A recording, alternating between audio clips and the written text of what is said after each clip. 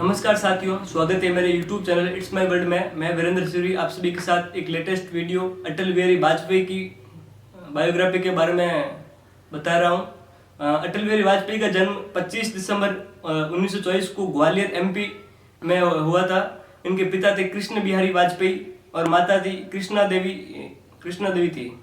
और इनके पिता पेशे से शिक्षक थे। शुरू से ये राष्ट्रवादी थे। इनके पिता कवि थे, तो अटल जी भी प्रसिद्ध कवि बने थे बाद में। इन्होंने विक्टोरिया कॉलेज ग्वालियर में शिक्षा की थी। MA की डिग्री पॉलिटिकल साइंस में की थी इन्होंने। एवं अटल बिहारी वाजपेयी 1924 में भारत छोड़ो आंदोलन में सक्रिय रूप से शामिल हुए थे। इनकी एक फेमस कविता है, वो मैं आपको सुनाना चाहता हूँ, इसको ध्यान से सुनिएगा। टूटे हुए सपनों की सुने कौन सिसकी, अंतर को चीर बता पलकों पर ठिठकी, हार नहीं मानूंगा रार नहीं ठानूंगा, काल के कपाट पर लिखता हूँ मिटाता हूँ, गीत नया गाता हूँ। ये इनकी एक प्रसिद्ध कविता थी जो मैंने आपको सुनाई। और इन्होंने 1948 में RSS को ज्वाइन कर लिया था। नहीं 1948 में RSS को बैन कर दिया जाता है क्योंकि गांधी जी की हत्या हो जाती है। गांधी जी की हत्या नाथूराम गोडसे नामक आदमी ने कर दी थी। और 1951 में चुनाव होने थे। 1951 में जब चुनाव होते हैं तो वो कांग्रेस पार्टी की जीत होती है और श्यामा प्रसाद मुखर्जी को मंत्री बनाया जाता है। लेकिन कांग्रेस से सोच नहीं मिलने के कारण कांग्रेस से ये इस्तीफा दे देते हैं। वह जनसंघ की स्थापना करते हैं। जनसंघ की स्थापना में श्यामा प्रसाद मुखर्जी के ये टाइपराइटर थे, ये इनके साथ में काम करते थे। 1954 में श्यामा प्रसाद मुखर्जी ने कश्मीर में भूख हड़ताल की थी, जिस दौरान उनकी मौत हो जाती है। 1957 में पहली बार चुनाव लड़ते हैं।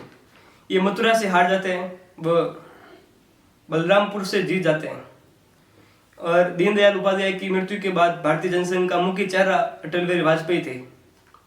1975 से 1977 ये जेल गए थे इमरजेंसी के दौरान। वह 1977 में जब इलेक्शन होता है जिसमें जनता दल की सरकार बनती है, जिसमें मोरारजी देसाई जो प्रधानमंत्री बनते हैं और अटल जी विदेश मंत्री बनते हैं। यहाँ तक अटल जी सरकार में आ चुके थे, जब पहली बार चुनाव लड़ते हैं तो वो विदेश मंत्री भी बनते हैं। और जब 1979 में 79 में जब जनता दल की सरकार गिरती है तो 1980 में जब लाल कृष्ण आडवाणी एवं भैरू सिंह शेखावत के साथ मिलकर भारतीय जनता पार्टी की उन्होंने स्थापना करते हैं, ठीक है। और ये प्रथम राष्ट्रीय अध्यक्ष बनते हैं बीजेपी के, जो भारतीय जनता पार्टी है इनके प्रथम राष्ट्रीय अध्यक्ष थे। 1984 में जब बीजेपी को करारी हार मिलती है और 2 सीट मिलती है, एक तो लाल कृष्ण आडवाणी जी को और दूसरे अटल जी को मिलती है। 1996 में सबसे बड़ी ये पार्टी बनती है। 16 मई 1996 को ये प्रधानमंत्री बनते हैं एक दिन के लिए। और 1998 में जब चुनाव होते हैं 182 सीटें ये लेके आते हैं टोटली। और यहाँ तक इनकी सरकार जो 13 दिन तक रहती है। इसी दौरान पोखरण में न्यूक्लियर टेस्ट करने के आदेश दिए जाते हैं। मतलब इसी दौरान पोखरण के अंदर जो न्यूक्लियर टेस्ट होता है, इसमें पूरा विश्व जो अपने भारत के खिलाफ होता है, अमेरिका और ये रूस है, ये सब अपने खिलाफ होते हैं उस टाइम कि भारत परमाणु हथियार क्यों विकसित कर रहा है। तो उस दौरान इन्होंने अमेरिका और बाकी दुनिया की बाकी राष्ट्रों का परवाह न करते हुए परमाणु परीक्षण किया था। और जब फिर से चुनाव होते हैं 1999 में 13 अक्टूबर 1999 को प्रधानमंत्री पद की शपथ लेते ही पहली बार प्रधानमंत्री बनते हैं यहाँ पे। एक बार तो वो पहली बार बने थे, तब उस टाइम तो ये 13 दिन की सरकार चली थी। और जब ये 303 सीट इनको मिलती है 1999 के अंदर।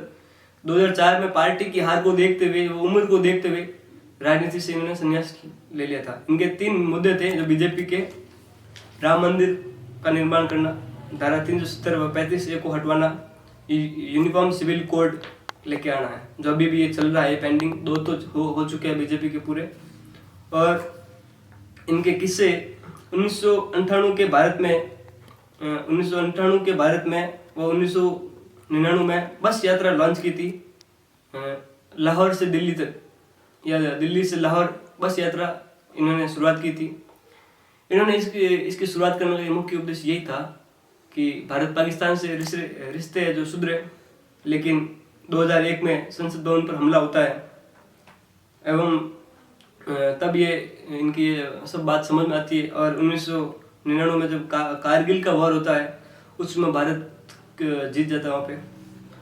एवं इनकी जो मेन पॉलिसी थी, प्रधानमंत्री ग्राम सड़क योजना, सर्व शिक्षा अभियान, नेशनल हाईवे अथॉरिटी, इन 3 चीज़ों को इनके कार्यकाल में ही पहली बार लाया था। वो पोटा एक्ट का भी शुरुआत इनके कार्यकाल में हुई थी। Prevention of terrorism act 2002 Gujarat में जब दंगे होते हैं उस टाइम इसका इस्तेमाल करते हैं वो। बस 16 अगस्त 2018 में एम्स दिल्ली में उनकी मौत हो जाती है। उनके कुछ किस्से हैं। शानदार भाषण देने वाले व्यक्ति थे ये, और महसूर नारा दिया था उन्होंने, सूरज उगेगा अंधेरा छटेगा कमल खिलेगा। इनका एक महसूर जो ये भाषण, ये कुछ था, नारा वगैरह था, उस टाइम इनके कारण बहुत जीत मिली थी इनको। वो 1992 के अंदर जब कार सेवकों ने बाबरी मस्जिद को ध्वस्त कर दिया तो प्रधानमंत्री पीवी नरसिम्हा राव और कल्याण सिंह जो थे वो उत्तर प्रदेश के मुख्यमंत्री थे। तो जब प्रधानमंत्री ने यूपी सरकार को बर्खास्त कर दिया था, क्योंकि उस टाइम अयोध्या के अंदर बाबरी मस्जिद को गिरा दिया था और इसकी जिम्मेदारी जो थी वो सरकार ने ली थी। और सरकार ने कोर्ट में पहले कहा था कि अगर बाबरी मस्जिद ध्वस्त होती है तो और यहाँ पे कोई दंगा वगैरह होता है तो हम यहाँ से इस्तीफा दे देंगे, हमारी सरकार से यहाँ पे इस्तीफा दे देंगे हाथों हाथ ही। तो उस टाइम दे दिया इस्तीफा उन्होंने। अब इनकी कुछ कविता है और एक महसूर कविता है। गीत नहीं गाता हूँ बेनकाब चेहरे हैं, दाग बड़े गहरे हैं, टूटता तिलिस्म आज सच से भय खाता हूँ। गीत नहीं गाता हूँ एवं लगी कुछ ऐसी नजर, बिखरा सी सहसा शहर, अपनों के मेले में मीत नहीं पाता हूँ। गीत नहीं गाता हूँ विश्वगात की कल्पना, पीठ में छुरी सा चांद रहू गया रेखा फांद, मुक्ति के क्षणों में बार बार बंध जाता हूँ। गीत नहीं गाता हूँ मैं शंकर का वो कोदा नल कर सकता हूँ धरती थार थार। मैं डमरू की वो प्रलय ध्वनि हूँ जिसमें नचता भीषण संहार।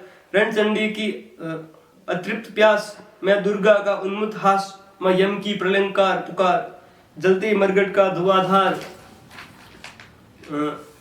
फिर अंतर्मन की ज्वाला में जगती धरती में आग लगा दूं, यदि धधक उठे जल थर अंबर, जड़ चेतन तो कैसा विस्मय, हिंदू तन्मय हिंदू जीवन, रग रग हिंदू मेरा परिचय। धन्यवाद। ये थी हमारी अटल बिहारी वाजपेयी की बायोग्राफी। एवं आप इस वीडियो को ज़्यादा से ज़्यादा देखिए, लाइक कीजिए, शेयर कीजिए, सब्सक्राइब जरूर कीजिए। धन्यवाद।